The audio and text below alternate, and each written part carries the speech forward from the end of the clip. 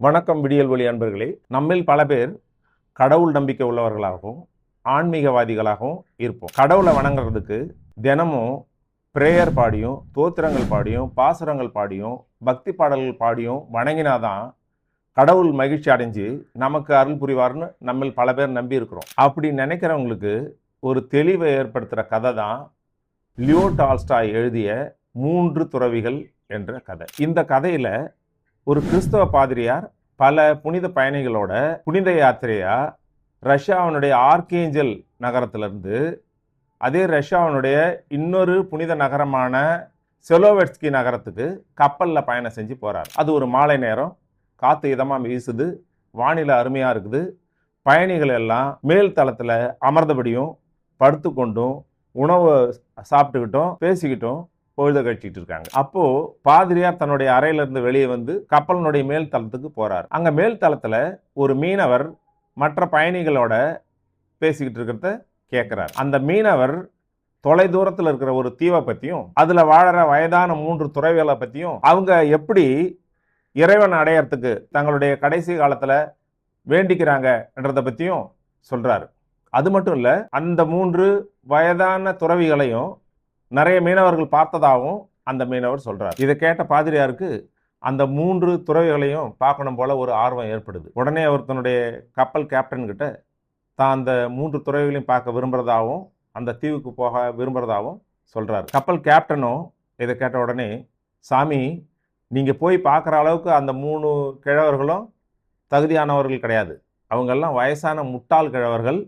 நீங்க என்ன சொன்னாலும் அவங்களுக்கு காதுலையும் கேட்காது, நீங்க சொல்றதையும் புரிஞ்சிக்க மாட்டாங்க, அவங்களும் ஒரு வார்த்தையும் பேச மாட்டாங்க அப்படின்ட்டு சொல்லி இவர் அங்க பாதிரியார் அந்த தீவுக்கு போறத தவிர்க்கிற மாதிரி பேசுறார். இருந்தாலும் பாதிரியார் பிடிவாதமாக அங்க போயே ஆகணும் அப்படின்னு சொன்னதால வேற வழி இல்லாம அந்த கேப்டன் கப்பலை அந்த தீவை நோக்கி செலுத்த ஆரம்பிச்சார். கப்பல் தீவுக்கு அருகில் போன உடனே பாதிரியார் ஒரு சின்ன படகுல இறங்கி பயணம் செஞ்சு அந்த தீவுக்கு போய் சேர்றார். பாதிரியார் தீவுக்கு வர்றதை பார்த்த உடனே அந்த 3 துறவிகளும் அவரை வந்து சந்திக்கிறாங்க. அதுல ஒருத்தர் ரொம்ப உயரமா இருந்தாரு.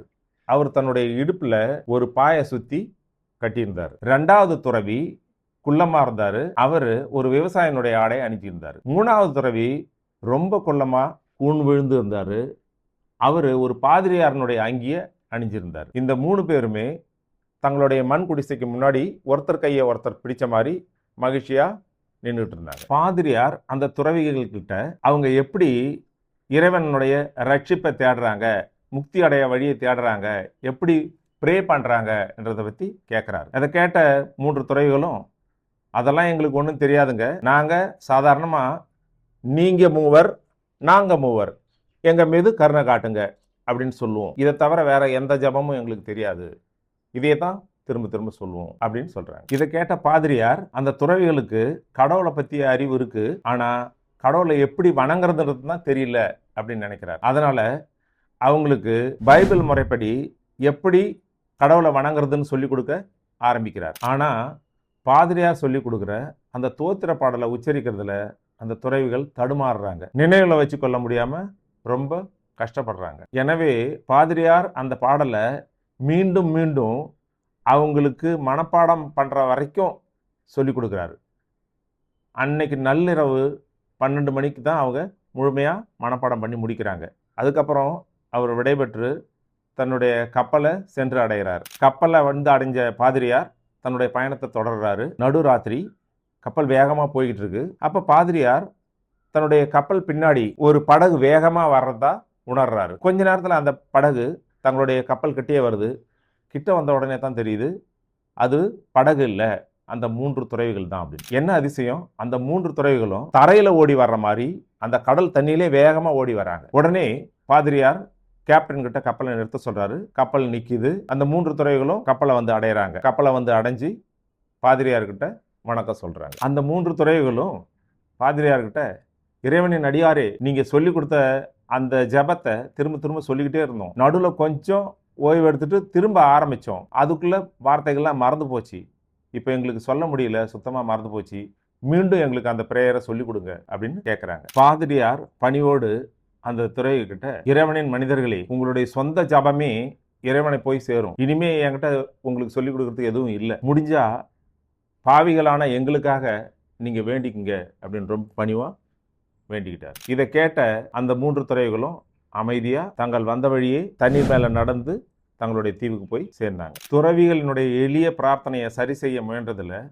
தான் செஞ்ச பெரிய தவற்றை பாதிரியார் உணர்ந்தார். தெய்வ நம்பிக்கை மற்றும் ஆன்மீகம் இதனுடைய உண்மையான அர்த்தத்தையும் அவர் புரிஞ்சுக்கிட்டார். இந்த கதையிலிருந்து நமக்கு புரியுறது, மந்திரங்களோ ஜபங்களோ தோத்திர பாடல்களோ இசைப்பாடல்களோ பாடினால்தான் இறைவன் அதை கேட்டு நமக்கு அருள் புரிவார்ன்றது இல்லை. சாதாரண மக்களினுடைய எளிய அன்பான வார்த்தைகளால் ஜெபம் சொன்னாலே போதும், இறைவன் அதை கேட்டு அருள் புரிவார். அன்பர்களே, ஜெபமாலையை கையில் வச்சுக்கிட்டு இறைவனுடைய திருநாமத்தை 108 முறை உச்சரித்தால்தான் இறைவன் அருள் புரிவான் என்பது அல்ல. இதைத்தான் மகாகவி ரவீந்திரநாத் தாகூர் தன்னுடைய கீதாஞ்சலியினுடைய லீவ் திஸ் சாண்டிங், அதாவது இந்த மந்திர உச்சரிப்பை கைவிடுங்கள் என்ற பாடல்ல தெளிவா சொல்றார். இதைத்தான் சித்தர் சிவவாக்கியரும் நட்டக்கல்லை தெய்வம் என்று 4 புஷ்பம் சாத்தியே சுற்றி வந்து முணுமுனென்று சொல்லும் மந்திரம் ஏனடா,